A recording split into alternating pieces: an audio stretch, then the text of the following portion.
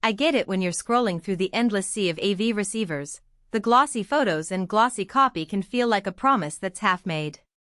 A lot of people end up with a unit that looks right on the page, only to discover that the real-world listening experience feels flat, the inputs don't match what they already own, or the amp just sits there like a pretty picture on a shelf. That's why I'm diving into the Vincent Audio SP332 Hybrid Power Amplifier today, so you can skip the guesswork and decide whether it belongs in your listening room or not. Link is in the description if you want to check the product details on Amazon.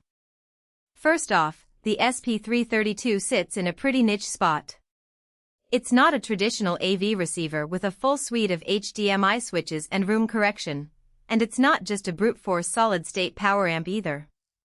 Vincent calls it a hybrid because it blends tube warmth with solid-state power, and that's the core of the promise, the rich, musical feel of tubes with the punch and control of a modern solid-state design.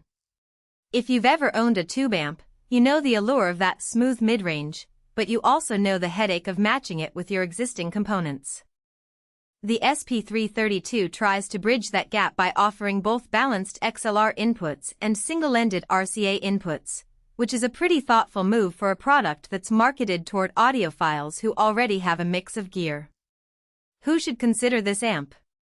If you already have a high-quality preamp or a source component that spits out either XLR or RCA, and you're looking to add a bit of tube character without sacrificing power, the SP332 could be a good fit.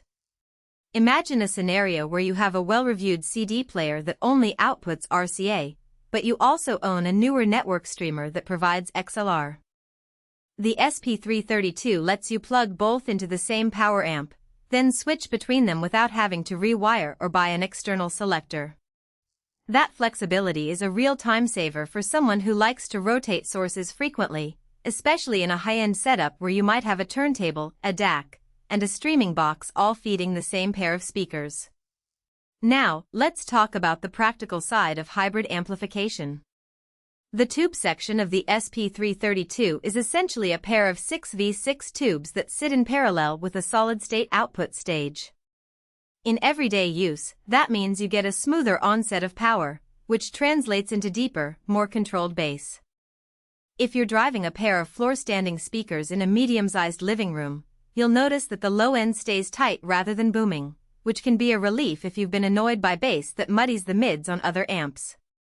On the flip side, the tube component adds a bit of heat and a slight warm-up period about 30 seconds after you turn the unit on before the tubes fully bias.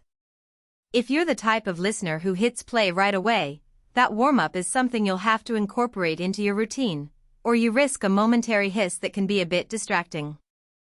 In terms of integration with other high-end audiophile components, the SP332's design is deliberately minimalist.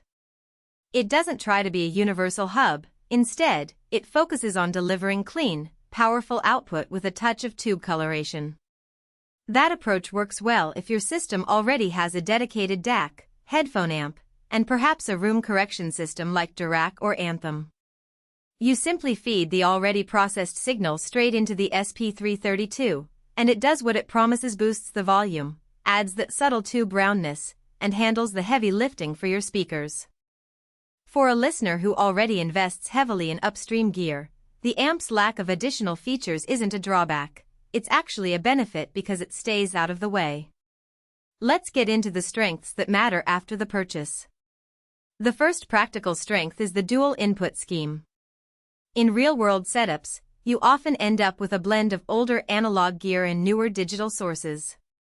Being able to connect both without needing an external converter or a separate preamp can shave both cost and clutter from your rack. The second is the bass performance I mentioned earlier.